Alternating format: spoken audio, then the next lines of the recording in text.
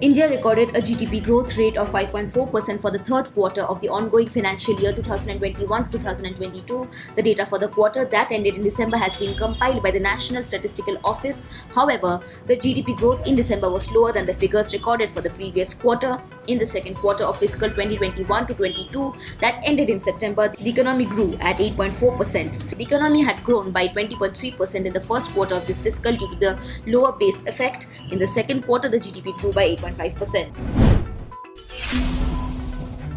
A Ukrainian presidential advisor today called for the retreat of Russian forces from the Ukrainian territory. The demand came as Russia and Ukraine began ceasefire talks on the Belarusian border. Before the talks started, the Kremlin said it would not declare its official position as Moscow's assault against Ukraine went into fifth day.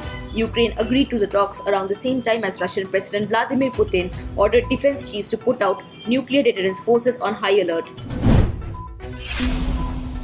Prime Minister Narendra Modi will soon chair a meeting to discuss the situation in war-torn Ukraine, the third in 24 hours. Sources said that top ministers and officials will attend the meeting. Sources also said following a request from the Ukrainian government, India has agreed to send humanitarian assistance including medical supplies to the nation besieged by Russian forces since Thursday. The meeting started last evening as videos from students stranded in Ukraine poured in and flooded social media.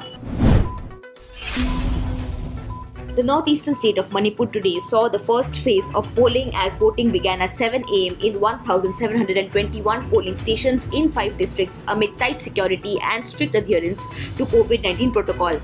Till 5 pm, 78.03% voter turnout was recorded. As many as 173 candidates are in the fray with 12,09,439 voters expected to exercise their franchisee in the northeastern state of Manipur.